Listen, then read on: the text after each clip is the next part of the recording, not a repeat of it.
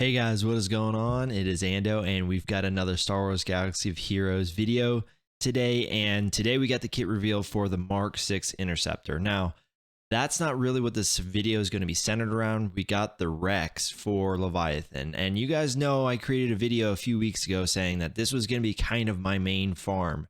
And so today was a big day for me because this was a step forward in releasing the horde that I had kind of built up, seeing where we fell short a little bit, and then kind of now being able to focus on what I think is probably the number one priority in the game, which is the raid.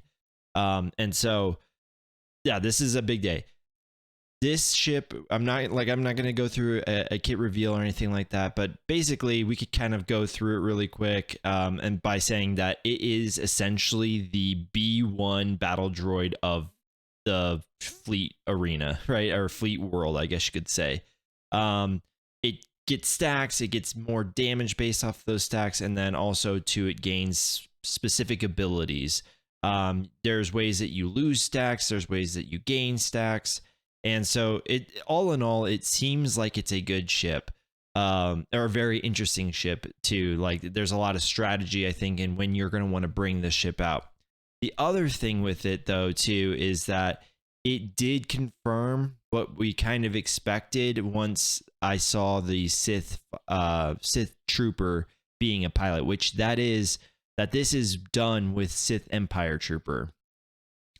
And the big thing for the Horde and why we saved so many crystals was, one, because it takes 20,000 plus crystals to 7-star these ones, the capital ships.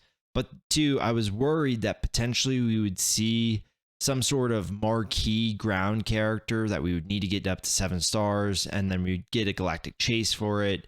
But it looks like all that has been put to rest because we got Sith Trooper, who I'd never thought was going to get a ship, and I thought that Sith Empire Trooper was going to get one. So all in all, though, guys, that's a huge break for us, I would say, that we didn't get anything that we had to, had to crystal farm or speed farm in order to get Leviathan. But like I said, that's not what this video is going to be mostly centered around. It's going to be around the requirements, right? So we have an R9 Darth Revan, R9 Darth Malak. So right off the bat, we get 2 R9s. We get R7 Sith Empire Trooper, R7 Sith Trooper, R7 Darth Maul, R7 HK-47, R7 Basilishan. So we've got right here our 5 R7s, and then we have 2 of the Sith Assassin, or 2 R5s, I should say, Sith Assassin and Sortie. Now, there's some ships in here, but if you've been playing the game for quite a while, most of these bottom ones you should have. The big one to me is going to be these top 3. A lot of people probably don't have these. Or their recent releases, these upper 2 being our galactic chases that we're doing for this, and it seems like we're gonna spend 5,000 to 6,000 crystals per ship, and then this is your conquest ship. Now I'm gonna quickly go over to my account, and I'm gonna show you guys where I'm at personally. I'm gonna move myself up here, and we will full screen this just because. So I kind of have laid out what I currently have. So again, R9s, I just brought these guys up to R9 today when the announcement went live, just to kind of get me to where I was going. So I kind of knew where I needed to farm and what else I needed to get.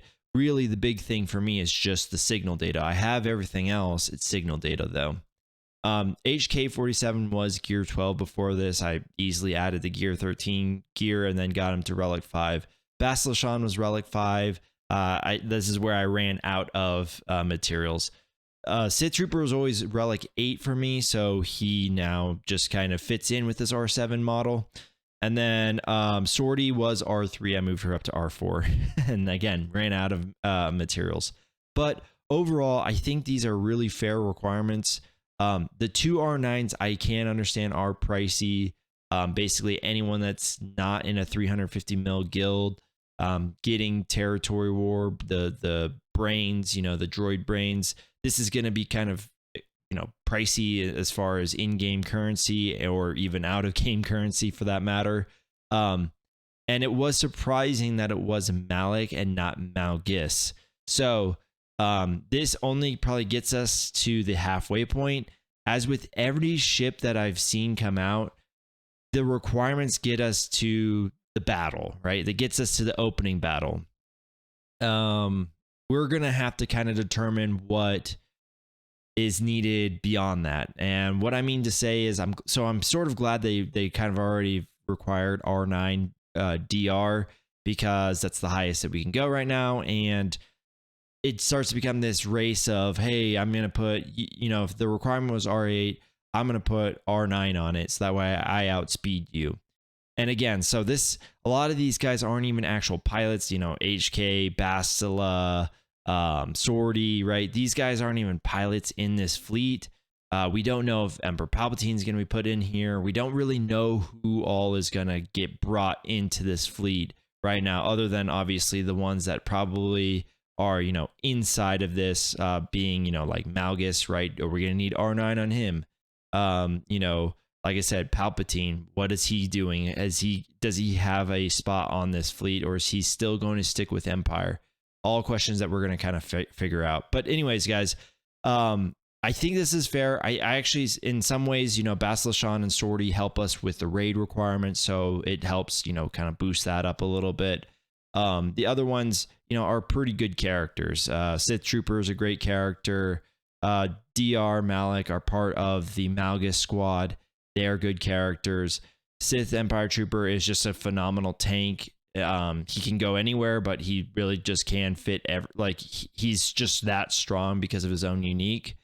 And then then you kind of have some floaters in there, right? Like Darth Maul right now doesn't probably have like the best of spots. HK-47, since Malgus took all the actual Sith Empire Siths, he's just kind of out there. And then Sith Assassin, yeah, she's just always kind of been nowhere. Okay, and the last thing I want to put in this video, guys, is that the Set 9 information was released today. And guys, it's crazy. Like, this set is absolutely crazy. I'll just go briefly over this, but I plan on making a video tomorrow kind of going a little bit more in depth and my thoughts and my impressions on this. Guys, this is a set that if you don't like PvP, this is probably a set that you just want to ignore and probably ignore PvP for the next few months. If you love PvP, this is one like I think it was set 6, where if you took advantage of it, you had a pretty good marked advantage in PvP. We'll just quickly go over the stats. We're going to get protection, health, offense, and defense, and then as well as crit damage and health steal. The bonuses are really good. I think we're going to see like 1 or 2 that really populate. And again, tomorrow's video is going to go over what I'm thinking anyways. But this set is going to be really crazy. It's tailored for Sith and Old Republic, and Night Sisters, which I kind of thought of Old Republic because we're in this era where we are kind of getting Old Republic ships, right? And they're also Sith ships, so it kind of made sense. Night Sisters are going to get a pretty good buff as well. But guys, this is going to be an insane set. Like I said, tomorrow's video, I'll go over a little bit more.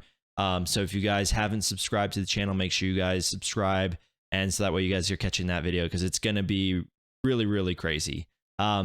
Anyways, guys, thank you guys so much for watching. Let me know what you guys think in the comments section below. What did you guys think about the Rex for Leviathan? You know, I get the R9s, but is it something that you're going to be going for? Is it too exclusive for you, or do you think that it's just right? Let me know your guys' thoughts. All right, guys, we'll see you guys in the next one.